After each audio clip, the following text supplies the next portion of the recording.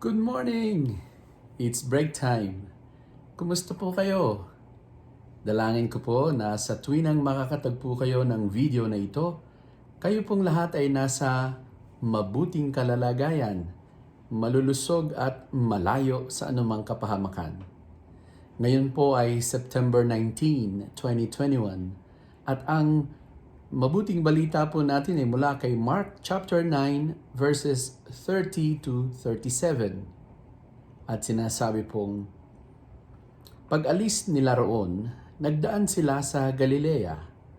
Ayaw niyang malaman ng mga tao ang kanyang kinaroroonan dahil tinuturuan niya noon ang kanyang mga alagad na ang anak ng tao ay ipagkakanulo sa mga taong papatay sa kanya, ngunit siya ay mabubuhay muli pagkatapos ng 3 araw. Ngunit hindi nila naunawaan ang kanyang sinabi at natakot din naman silang magtanong sa kanya. Dumating sila sa Capernaum. Nang sila'y nasa bahay na, tinanong ni Jesus ang kanyang mga alagad, "Ano ang pinagtatalunan ninyo sa daan?"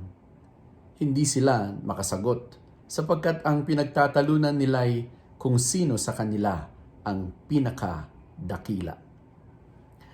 Naupo si Jesus.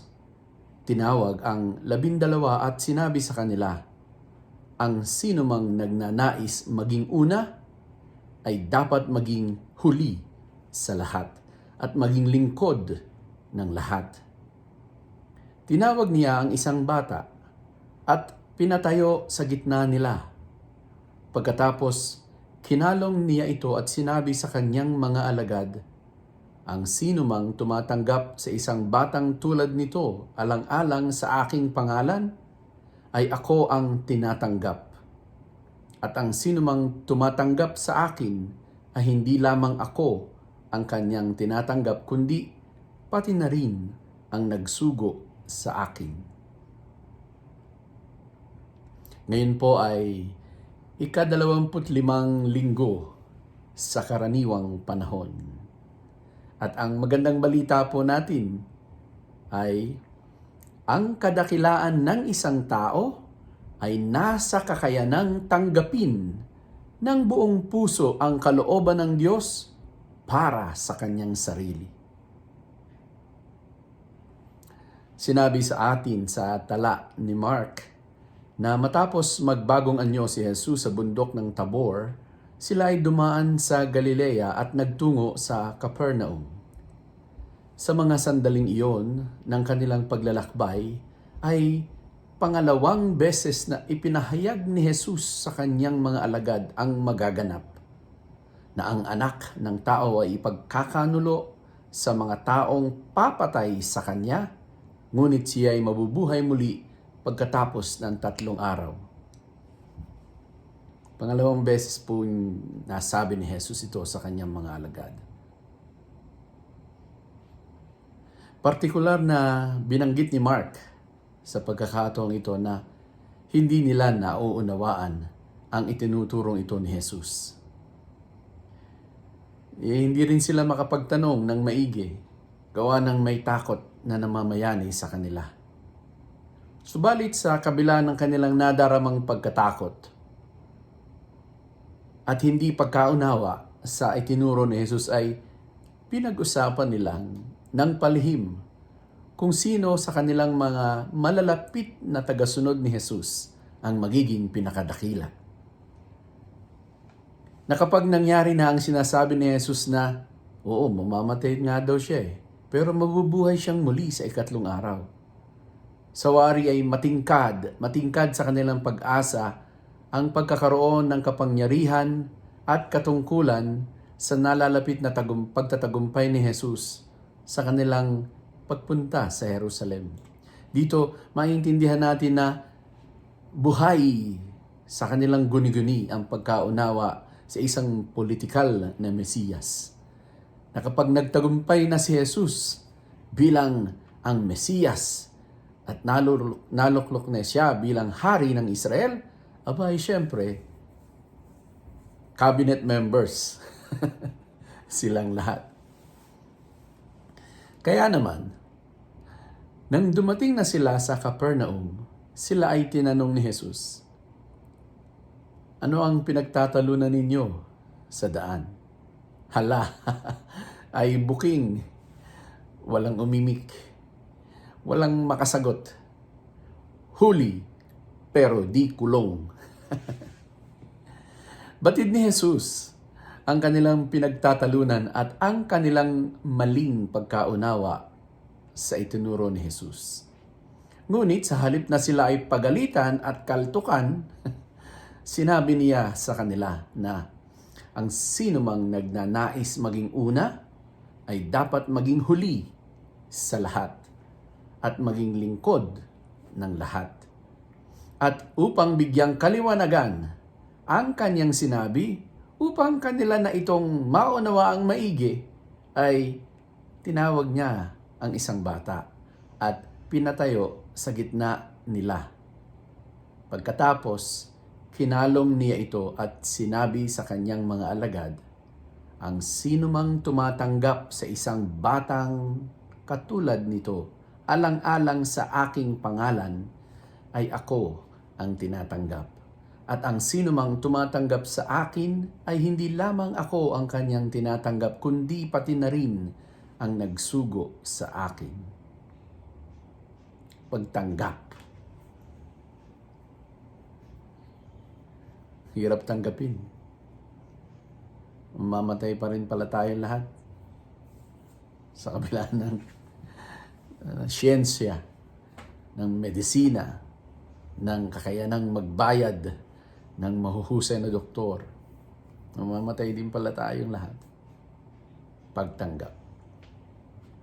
Marahil ang iisipin natin at itatanong ay, anong klase ang ginawang paghahalimbawa ang ginawa ni Jesus? Bakit niya kinailangang patayuin sa kanilang harapan ang isang bata at pagkatapos ay kinalong ito? Kapatid o mga kaibigan, mahalaga pong isipin na noong panahon ni Jesus, ang mga bata ay walang halaga sa lipunan. Sila ay tinuturing na mga walang silbi sapagkat totoo naman na ang mga bata ay umaasa lamang sa mga nakatatanda pagdating sa buhay at sa lahat ng mga gawain. Ang mga bata ay laging umaasa lamang sa mga nakatatanda upang mabuhay. Kaya nang sabihin ni Jesus na ang sinumang nagnanais na maging dakila ay dapat maging lingkod ng lahat, lalo't higit ng mga higit na nangangailangan kagaya ng mga bata. Nais ni Jesus na maunawaan ng kanyang mga alagad na nasa paglilingkod ang kadakilaan ng isang tao. At hindi sa pagkakaroon ng anumang tanyag na katungkulan at malakas na kapangyarihan. Hindi nasa kasikatan. Hindi ko mo sikat ka, dakila ka. Hindi ko mo mataas ang katungkulan mo sa lipunan ay dakila ka. Hindi ko mo tanyag ka ay dakila ka. Naalala ko tuloy bigla yung mga taga Barangay Great Dakila sa Malolos. Shoutout po sa inyong lahat, lalong-lalo na kay Kagawad Unyo. Kay Kagawad Unyo ng Barangay Dakila. Barangay Great sa Malolos, Bulacan. Unyo, saludo ako sa iyo, Kagawad. Mga kaibigan ko, Ito po ang kalooban ng Diyos para sa ating lahat. Sa akin, sa iyo, at sa ating lahat. Na kailangan nating paglingkuran ang mga itinuturing ng lipunan na mga walang silbi. Na ang tunay na kadakilaan ay nasa paglilingkod.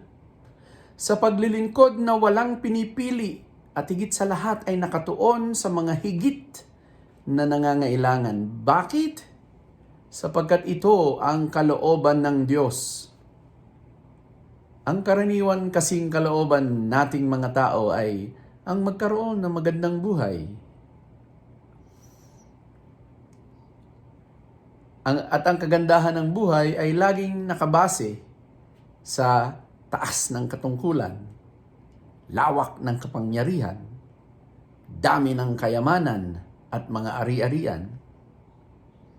Kaya makikita nyo at makikilala ang mga taong ganito ang kaisipan.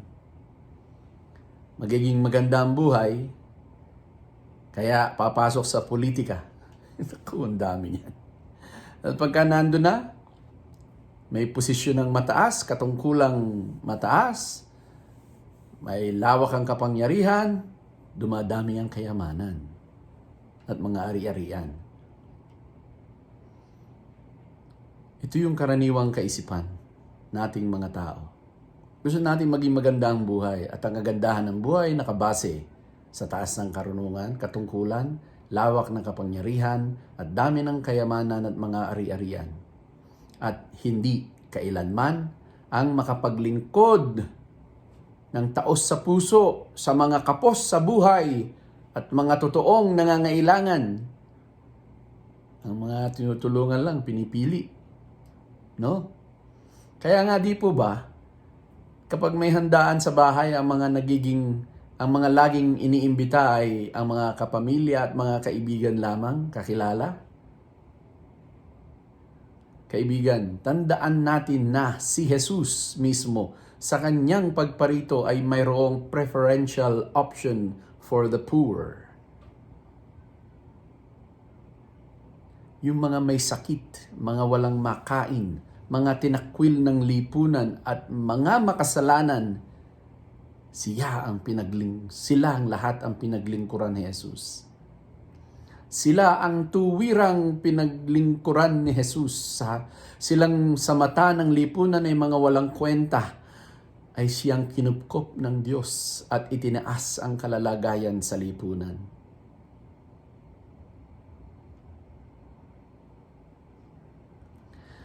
Ang magandang itanong natin marahil sa ating mga sarili, kung gayon mga kaibigan ko, ay ito. Anong uri ng paglilingkod ang ating ginagampanan sa ating mga pamilya, trabaho, at maging sa simbahan? At papaano natin ito ginagampanan?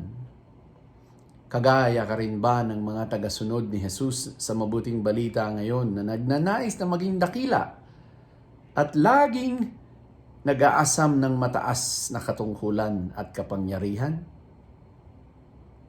Sa huli, mga kaibigan ko, alalahanin po natin ang sinabi ni San Pablo sa mga taga-Filipos, chapter 2, verses 4 to 11. Sabi niya, pagmalasakitan ninyo ang kapakanan ng iba at hindi lamang ang inyong mga sarili. Naway magkaroon kayo ng kaisipan na tulad ng kay Kristo Jesus. Kahit taglay niya ang kalikasan ng Diyos, hindi niya ipinagpilitang manatiling kapantay ng Diyos. Sa halip, kusa niyang binitawan ang pagiging kapantay ng Diyos at namuhay na isang alipin. Ipinanganak siya bilang tao at nang siya'y maging tao, nagpakumbaba siya at naging masunurin hanggang kamatayan, maging ito man ay kamatayan sa krus. Dahil dito siya'y lubusang itinaas ng Diyos at binigyan ng pangalang higit sa lahat ng pangalan.